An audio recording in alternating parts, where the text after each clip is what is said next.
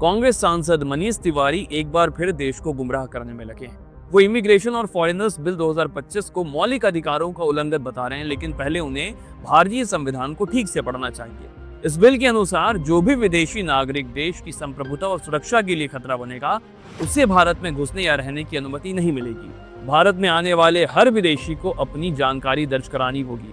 उन्हें संवेदनशील क्षेत्रों में जाने से रोका जाएगा। बिना वैध पासपोर्ट या वीजा के भारत में प्रवेश करने पर 5 साल तक की जेल और 5 लाख तक का जुर्माना हो सकता है। अगर कोई विदेशी वीजा नियम तोड़ता है या तय समय से ज्यादा भारत में रहता है तो 3 साल की जेल और 3 लाख का जुर्माना लगेगा।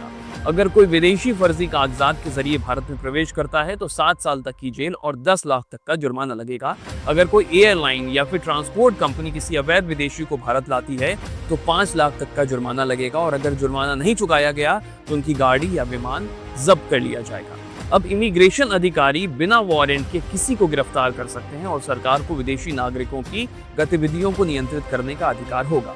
मनीष तिवारी ये झूठ फैला रहे हैं कि ये बिल मौलिक अधिकारों के खिलाफ है। सच्चाई ये है कि भारत के सभी मौलिक अधिकार सिर्फ भारतीय नागरिकों के लिए हैं, अवैध घुसपैठियों के लिए नहीं।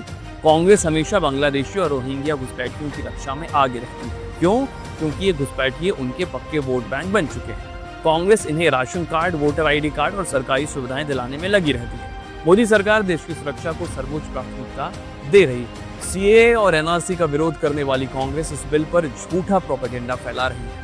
अगर उन्हें मौलिक अधिकारों की चिंता है तो वे अवैध घुसपैठियों के लिए क्यों लड़ रहे हैं? यह बिल भारत को अवैध घुसपैठियों से मुक्त करेगा और तुष्टीकरण की जो राजनीति है उस पर रोक लगाएगा। ये बिल देश की रक्षा के लिए है, ना कि वोट बैंक पॉलिटिक्स के लिए।